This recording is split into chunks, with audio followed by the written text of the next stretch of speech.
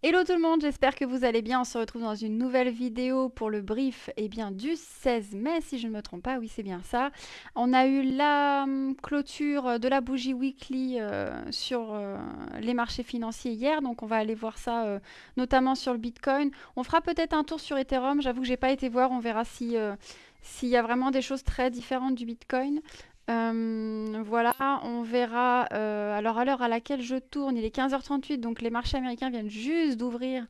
Donc je suis pas sûre qu'on ait beaucoup d'infos sur le dollar index et le S&P vu que là ça vient d'ouvrir. Donc peut-être plus demain on aura des infos là-dessus. Mais voilà, en tout cas on va essayer de faire un point sur Bitcoin, etc. Avant de commencer, si je voulais vous rappeler, n'hésitez pas à rejoindre le Discord, tout simplement parce qu'on organise donc des sessions de formation d'une petite heure le mercredi et puis une session le week-end. Alors pour l'instant, les sessions de week-end ne sont pas fixées parce que ça dépend un peu des emplois du temps de chacun. Par contre, le mercredi soir à 20h, on fait une petite session. Ce sont des sessions qui sont vraiment pour les débutants, c'est-à-dire pour les personnes qui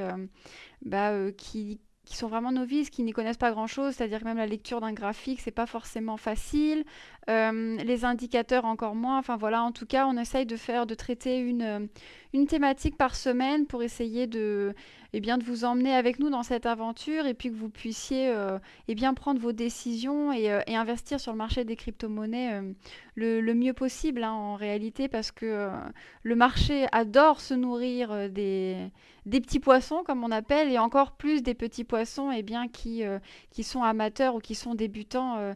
Donc on aimerait que vous aider à ça et ne pas nourrir ce marché et plutôt que vous puissiez en profiter pour générer des gains et vous créer un revenu. Voilà, tout simplement. Donc n'hésitez pas, le lien est dans la description. Si jamais vous n'avez pas envie de rejoindre le Discord, mais que vous avez quand même des questions à nous poser, n'hésitez pas à commenter cette vidéo. On vous répondra avec grand plaisir, bien sûr. Alors, on commence donc le Bitcoin donc en weekly. Donc, on a clôturé hier aux alentours des 31 176, donc 31 000, hein, on va arrondir, même si c'est bien d'être précis sur les marchés. On voit qu'effectivement, on a clôturé sous les précédents lots là, de mai, juin, juillet 2021. Voilà, donc on a clôturé au-dessus. Ça aurait pu donner une indication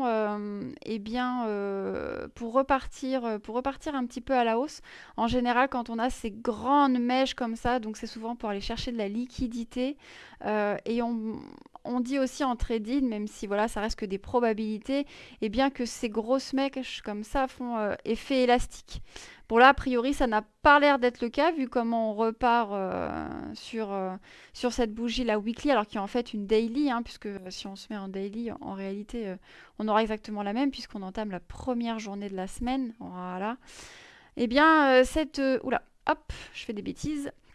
Cette première bougie, là, pour l'instant... et pas forcément bon signe. On a eu une petite hausse là ce week-end où on est passé des 28K aux 30, 31K. Par contre, là, si on clôture ce soir sur cette bougie là de cette même forme, si on clôture en dessous en clôture en dessous des 29 980. Bon, ça fait une bougie de retournement, hein, puisqu'elle ravale complètement la bougie précédente. Et donc, il est fort probable qu'on revienne chercher ces poches de liquidité ici. Peut-être revenir chercher les 25K, hein, c'est possible. Hein, revenir chercher sur cette mèche. En tout cas, il est probable voilà, qu'on revienne chercher ces liquidités. À mon sens, c'est un peu tôt pour qu'on puisse ici repartir dans le range et voir en haut du range. Je vois plus quelque chose comme peut-être, alors soit on repart ici, on reconsolide, voilà, et puis on reforme des structures, et puis peut-être on repart. Ça, c'est une possibilité. Ou alors, tout simplement, refaire des M et puis aller chercher encore un peu plus bas. On avait vu dans la vidéo de fin de semaine dernière qu'on a des poches de liquidité. On va même le voir là, ce sera peut-être même plus simple. Ouais, voilà, je suis dessus. On a des poches de liquidité là où on est déjà, là, au-dessus des 24 000. Donc c'est possible qu'on reste dans ce prix. Mais on a également une poche de liquidité ici, là, autour des 20 000 $. Donc à voir, soit on reste dans ces ordres de prix, voilà, on consolide ici et on crée des structures pour remonter, réintégrer le haut de range, ou bien, eh bien on continue notre descente et on continue pour aller chercher donc ces zones de liquidité ici, ou bien encore plus, là ça me semble moins probable, mais après on ne sait jamais avec ce que le marché peut faire, on peut revenir chercher des liquidités encore plus bas. Voilà. Alors après, il y a quelque chose qui est intéressant aussi d'un point de vue order flow, notamment sur les funding. Alors je vais remettre voilà, chart clean, ça sera plus simple. Voilà, je vais juste. Oh bon, les open interest, on voit bien que ça n'est pas remonté. Alors on va peut-être se mettre sur une time frame un peu plus courte, voilà, ça sera un peu mieux. On voit bien quand même que donc ça c'est la mèche, hein, la longue mèche que l'on a vue tout à l'heure en weekly. On a une petite rehausse derrière et on voit que suite à cette petite rehausse, eh ben, on a tout de suite un. Alors c'est pas grand chose, mais on a un funding qui reprend un petit peu dans le positif, dans le négatif. En tout cas, ça signifie que dès qu'il y a une rehausse, eh bien, le sentiment de marché peut très vite repasser bullish. Et ça, on sait que c'est pas bon du tout pour pouvoir un vrai bull run. Donc c'est ce qui me fait dire, d'un point de vue analyse graphique, hein, c'est pas du tout mon sentiment parce que eh bien, je reste malgré tout un peu bullish dans l'âme. Je sais pas, je pense que c'est l'espoir, je sais pas. Mais en tout cas, là, de voir ce funding positif sur des time frames un peu plus courtes, et je me dis que si, à chaque fois que l'on remonte un petit peu là sur ce prix du Bitcoin, on le voit mieux sur ce graphique-là, donc je repasse ici, je trouve ça plus simple. Si à chaque fois voilà, qu'on a juste cette petite rehausse-là, eh bien on repasse sur un funding positif. Donc je rappelle, le funding positif, c'est les taux de financement, hein. Donc ça veut dire que le sentiment de marché redevient un peu boule. Bah, c'est pas du tout bon pour qu'on puisse réintégrer ce range et voir repartir encore plus haut. Ça me semble compliqué. Je pense que le sentiment a pas assez marqué ici dans le côté bearish. Donc c'est fort probable qu'on revienne un petit peu chercher, voire qu'on consolide d'ici un peu pour que les gens capitulent sur le long terme en réalité. Parce que là, à mon sens, c'est un peu fébrile. Voilà, c'est un petit peu fébrile. Et je pense qu'il va falloir que le sentiment soit plus poussé. Parce que je rappelle, hein, pour ceux qui n'ont pas forcément de notion sur la psychologie du marché, le marché fait toujours exactement l'inverse de ce que la majorité pense. Et si la majorité pense bullish quand on a juste trois petites bougies comme ça, euh, bah c'est pas bon. Le marché va aller récupérer les liquidités en bas. Et donc, on n'aura pas le bull run que beaucoup espèrent. Donc voilà, je pense qu'il est vraiment important qu'on ait un sentiment beaucoup plus bearish sur ce marché qu'actuellement, qu'on vienne rechercher les liquidités donc un petit peu plus basses et qu'on puisse eh bien, espérer un bull run un petit peu plus tard. Voilà. Donc je pense que j'en ai fini pour Bitcoin. On avait parlé, hein, il me semble. Hop, je fais des bêtises. Tac, tac, tac.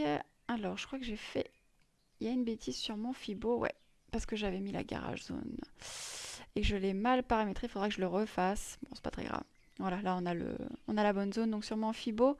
On voit que on est venu réintégrer là rapidement, on en avait parlé, hein, la zone de rechargement, hein. Donc si jamais le prix eh bien, revenait à redescendre, eh ben, vous aurez une bonne opportunité d'achat si vous souhaitez investir dans du Bitcoin. Par contre, ça peut vraiment être très intéressant. Voilà. Ethereum. Ethereum. Alors, qu'est-ce qu'il nous dit Ethereum? Bon, bah Ethereum, c'est similaire, hein. C'est vraiment similaire. On a une belle bougie de retournement là pour l'instant, qui n'est pas clôturée, hein, donc il faut attendre, hein. On ne peut pas crier là au retournement pour l'instant tant qu'elle n'est pas clôturée. Mais en tout cas, on a une belle bougie. Là, pour le coup, Ethereum, on l'avait vu, on n'est pas venu chercher les liquidités, donc c'est possible que ça vienne, hein, tout simplement, si on continue dans cette descente. Voilà, je pense qu'Ethereum, il n'y a pas grand-chose d'autre à dire. C'est quand même assez corrélé au Bitcoin, donc on va pas se... On va pas passer trop de temps dessus. Ouais, on est vraiment, en plus, on a vraiment clôturé vraiment juste en dessous, quasiment juste en dessous, je dirais pas à la hauteur de cette bougie. Ouais, on est un petit peu en dessous du précédent lot, donc quand même, ça donne quand même une indication. Mais voilà, pas grand-chose de plus intéressant sur Ethereum. Ensuite, dollar index. Dollar index. Alors là, je suis en weekly, je vais me mettre sur des plus petites time frame.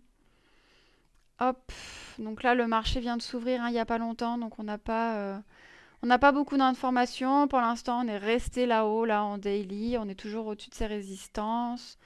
Qu'est-ce que ça donne en 4 heures? En 4 heures, tac. Bon, bah, pour l'instant, en 4 heures, ça fait des M. Tac, tac, tac. Ouais, on est vraiment sur des tout petits M. Donc, à voir, est-ce que... alors là, à voir. À voir ce que ça donne, mais pour l'instant, bah, c'est toujours ce qu'on avait dit. Soit ça retourne chercher un peu de liquidité, soit ça vient faire un petit pullback sur la ligne de résistance ici, là, au 103, au 103 points. Et puis on repartirait, ou alors on la casse, et dans ce cas-là, on réintègre ce qui pourrait profiter aux assets à risque comme le Bitcoin, enfin, puis comme les crypto-monnaies en général. Voilà, pas grand-chose de plus intéressant. On est quand même sorti, William est sorti de sa zone de stupidité quand même. Le MACD qui est repassé dans les mains vendeuses, donc peut-être voilà, continuer ces M pour revenir ici à cette résistance et voir ce qui se passe. À voir, la semaine nous le dira. S&P. Alors S&P, qu'est-ce qu'il nous a fait? Qu'est-ce qu'il nous a fait le S&P? Alors je vais juste me mettre en daily pour commencer. Ok, S&P, on repart sur une bougie baissière a priori. Ouais, on a vu une petite hausse. Après, la petite hausse, on la voit ici, hein, ça veut pas dire que on est reparti, d'autant plus qu'on n'a toujours pas atteint ce premier arrêt, qui est quand même un objectif, à mon sens, qui est important. Donc, peut-être probabilité, voilà, de revenir chercher ce premier arrêt en continuant CM, hein, tout simplement, hein. Voilà, on va continuer. Bon, M n'est pas très bien fait là, mais vous avez compris le principe. À voir. À voir ce que ça donne, mais pour l'instant, on est reparti sur une bougie baissière. William a l'air de repartir dans un état de stupidité. On est à la limite là, donc bon, à voir. Ici, qu'est-ce qu'on a Ouais, on n'a pas eu. Ici, on a une petite réhausse de prix. Euh, mais bon, on l'a pas, bon, elle n'est pas très très marquée là sur le MACD. On est vraiment clairement vendeur, donc bon, à voir dans les prochains jours, mais en tout cas, ça indiquerait plutôt, eh bien, ce qu'on disait tout à l'heure, là, que le Bitcoin recommence, enfin, continue sa petite baisse, peut-être revienne chercher les 25-26K. Peut-être, c'est possible. Il peut aller venir rechercher des mèches, hein. En général, le marché aime bien revenir chercher les mèches comme ça qu'il a fait. Donc, à voir si ça continue. Voilà, eh bien, écoutez, je pense qu'on a tout dit. Euh, je crois qu'on a tout dit pour tout ce qui est Bitcoin, macro, petit point sur Ethereum, même s'il n'y a pas grand-chose. Donc en tout cas, n'hésitez pas, si la vidéo vous a plu, à nous envoyer de la force en mettant un petit pouce bleu, à vous abonner. N'hésitez pas à commenter. Si vous souhaitez rejoindre la communauté, je rappelle, il y a le Discord qui est dans le lien dans la description, enfin le lien est dans la description, pardon. Et sur ce, je vous souhaite une très bonne journée et je vous dis à demain.